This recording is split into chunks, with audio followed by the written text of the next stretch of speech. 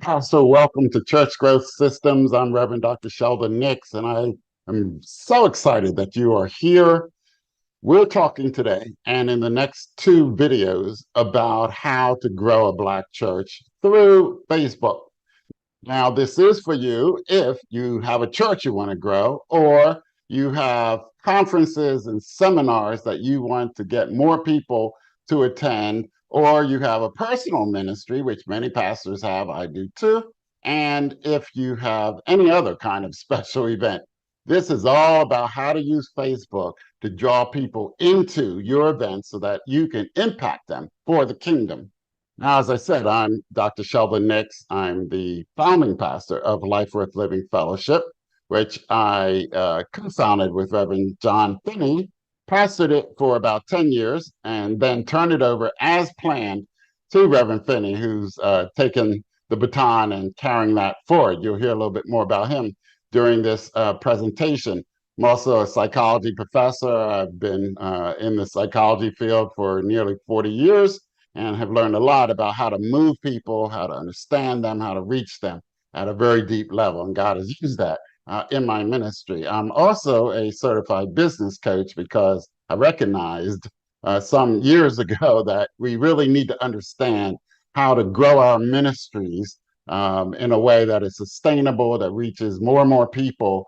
And that's something I fully understood when I was pastoring the church. And so I had the typical kinds of ups and downs of a startup church, but now I know so much more about how you really grow a ministry. And I'm going to be sharing that with you in the coming moments. And then I have been called now, since I handed over the keys to the church, to really help other pastors to grow their ministries, to grow your ministry. And so that's why I'm here today to share with you some strategies for how you can, in fact, grow your ministry through Facebook.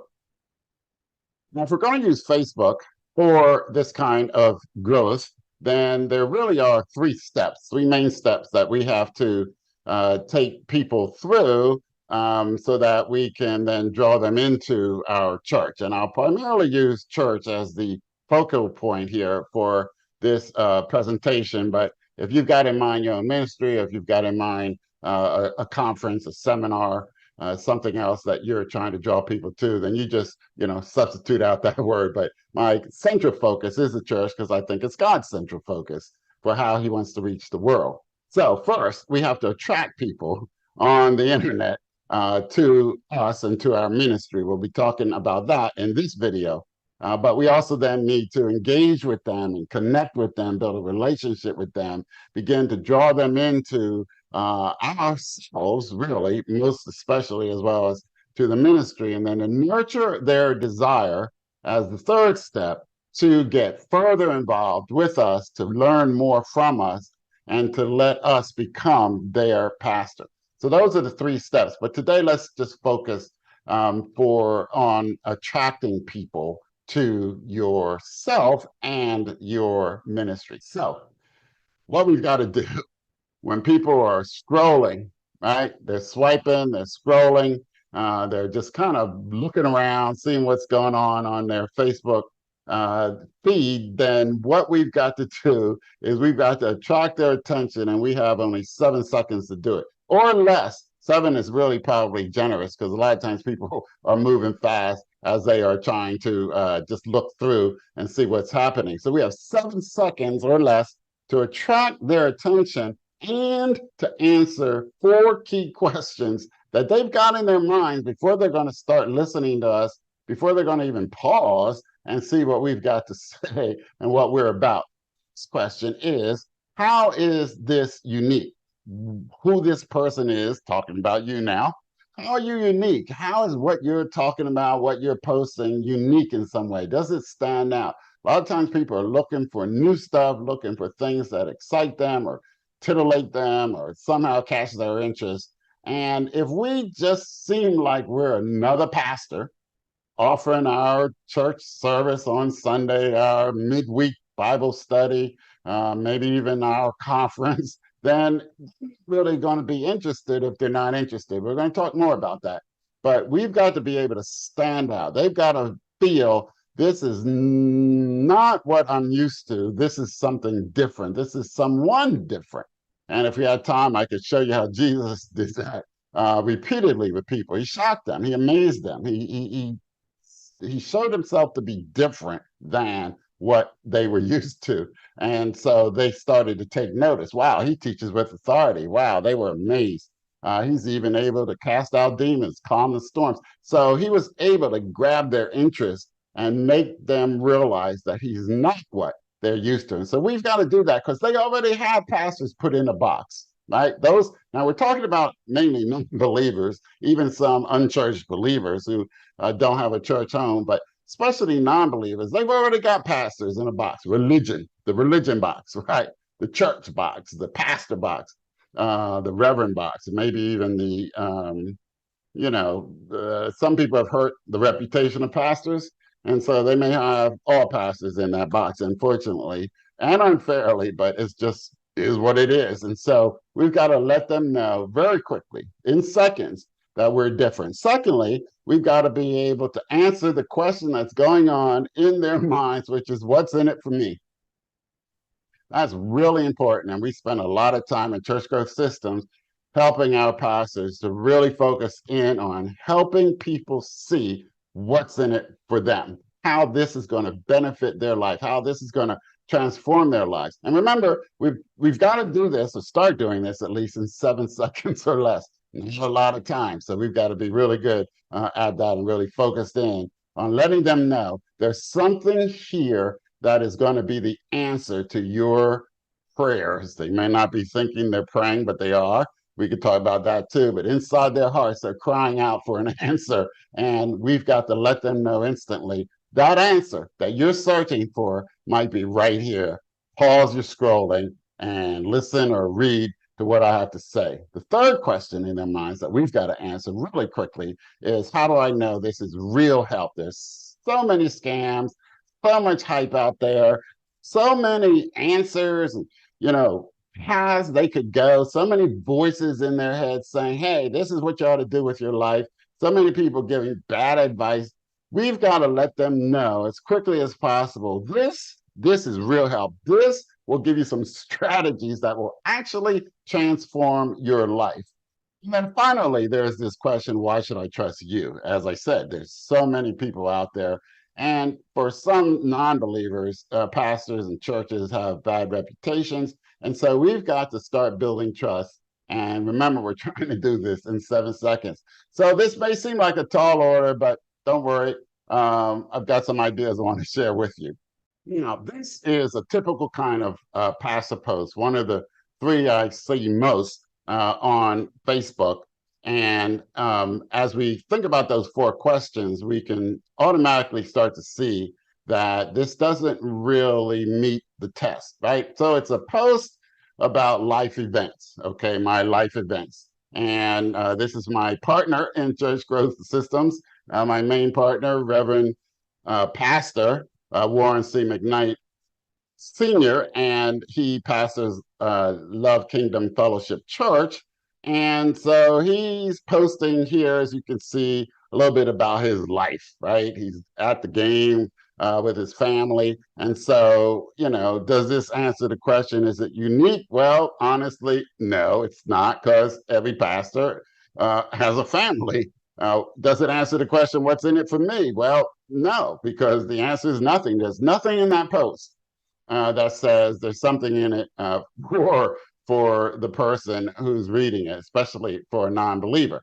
Okay, his members might be excited to see, hey, pastor's getting a break, pastor's having fun, pastor's with his family. So, that might be, something encouraging for them, but it's not going to be of any interest and any relevance to someone who's not a part of that flock or is not a friend. Okay, is this real help? Well, none is offered in this post, right? Nothing's offered. There's no sense of, hey, I'm at this game with my family. Family is really important. And I'm so excited to be sharing with you how to build your family, like something along those lines. There's nothing in that post, but, and not put my friend and partner down, because this kind of post is important for us to post, right? because what it does do is it lets people know, hey, I'm a real person. I'm not just up there in the pulpit. I'm not in my robes. I'm not in my suit. I'm not just standing up there preaching, right? I'm actually a real live human being, wearing my cap at the game, chilling, and relaxing with my family. And so it is important to post this kind of post. Just recognize that it's not enough to draw especially non-believers in. This is not going to stop the scroll until they get to know you, get interested in you, and start to sort of research you to see what kind of person you might be. So keep posting these kind of posts. Just recognize that it's not terribly useful for drawing, especially non-believers, into your ministry. Now, another type of typical post is a kind of flyer, online flyer, that we put out to invite people to our Christian events. And again, not terribly unique, because if you scroll through Facebook, you'll see a lot of these. If there's any Christian people, pastors, in the feed, then people will see a bunch of these. And notice, though, the second question, what's in it for me? Does it really say what's in it for them? It's not really clear. And this is actually one of my former ministers, associate ministers, and just a dynamite person, Reverend Sherelle Diamond Huggins. And so she just does a great job in designing events that are moving, but the flyer itself does not really make clear what's in it for them. Educate, empower, equip. Okay, so there's some concepts there, but not very much. And obviously, it's clearly focused for Christians. Okay, is this real help? Well, that's not clear either, for the same reasons. And why should I trust you? Well, look, one thing we're really good at in the Black church is putting out these dynamic looking flyers filled with pictures of the speakers, but no information about them, nothing that will help someone who doesn't already know them to get to know them and start to trust them. So it really, from the standpoint of reaching non-believers, this kind of post actually fails all the way, okay? And then another typical post, and again, we need to post these as well, but inviting people to our Sunday services, to the midweek, and even videos with some of the messages, even streaming the service live, right? Like, all of that is good to do, because we're not just trying to reach non-believers, we're trying to reach believers, we're trying to reach our members. So good to do, but again, it fails all those tests, because it's just going to take for a non-believer to actually listen to the message. So they're not going to get in 7 seconds. They're not going to see what's in it for them. There's nothing really, battle while you build. Like, we put little phrases in front of it, but it doesn't really say anything. You got to actually watch it, but they're not going to watch it if we don't draw them in, attract their attention, and start nurturing their desire to really start taking in. And we'll have some more to say about what this doesn't do for non-believers as well. But those are some of the key points. So what can we do?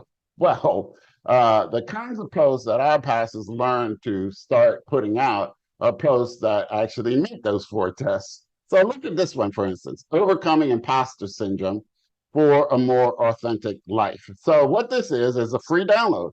It's a guide that they can download that will help them if they're struggling with imposter syndrome, self-doubt, constantly questioning themselves, and it will help them. And it clearly says it to build unshakable confidence, which is like, wow. So Pastor Hammer here, who's branding himself, we'll talk about that as a coach, because pastors are coaches. We're more than that, but that is one of the things we do. We coach people through life. And so he's branding himself as a coach and offering specific help. And it's unique because you don't typically see this kind of post by anybody, much less a pastor, offering something for free that's going to immediately, that makes it clear immediately that there's something in it for them, right? Overcoming an issue that they have, building some things that they want to build inside of them, strengthening themselves, in this case, unshakable confidence. It gives the impression of real help because it's actually a guide, right? It's not just some flighty little thing, some nice little saying that we post. Nothing wrong with quotes. We do those too, but we do those with a strategic purpose, right? So what this is, it's a guide. It's a 2-page, 4-page, 8-page, 10-page guide that will help people to really start thinking through a struggle that they have. And that then helps to create trust, because now what you're offering them is something substantive. Look, if they come to your Wednesday nights or even Sunday mornings and you're on a theme, let's say having faith and confidence and boldness, they'll get the same help, but they have to be there in church to get it, or be willing to watch, the live stream, or go to YouTube, watch the recording. So, it's fine if they're there, but they're not there. Isn't that the point? We want to get more people there. And so to get them there, we actually have to go out to where they are and offer them some insights into the things going on in their lives so that they can then start to know us, like us, and trust us. All right. So here's another topic that Pastor Finney, as I mentioned, who's now leading the church we founded, Rise, How to Come Back from a Setback. That's one of his themes. And so he's really good at inspiring and installing faith and boldness in people. And so he's offering this guide for people, and there's training behind it. And so people can immediately see it's pretty unique, right? We talk about this in our churches inside the service, that a setback is a setup for a comeback. That's something, we talk about. But again, unless they're there in the Sunday service, they're not going to get that message. And so they have to be able to get it from us without having to darken the doors of our church. And so, again, this is a free gift, right? And it immediately says what's in it for me, and it's real help. And it begins to establish trust because, hey, he looks like a trustworthy person, but also because it's a substantial piece of help. And once they download it and start reading it, right, then they'll see even more that there's help. So that's the kind of thing that will help to get the attention of non-believers on Facebook. And just looking at this passage in Mark 1 kind of reinforces what I've been saying in these last few minutes. It says, and the unclean spirit, convulsing him and crying with a loud voice, came out of him. And look, they were all amazed. Talk about attention. Talk about attracting attention. And they kept on asking one another, what is this? See, this is different. This is unique. This is not what I'm used to. A new teaching with authority. He commands even the unclean spirits, and they obey him. Jesus's fame began to spread because, for one thing, he was attracting them, immediately showing them, I'm not your typical rabbi. I'm not a typical Pharisee. I'm not what you're used to. This is something new. This is something powerful. This is something authoritative. This is something that will actually transform your life. And so that's what began to spread his fame and gave him the opportunity to minister to people, so much so that they brought people to him who were sick, who were possessed with demons, and the whole city was gathered around the door. That's what we want to do for your ministry. We want to gather people from all over the internet, especially in your community, and we want to bring them to your door so that they can then begin to receive the ministry that God has appointed you to offer them, so that their lives can become what God wants them to become. So that's the first idea here. We've got to attract them.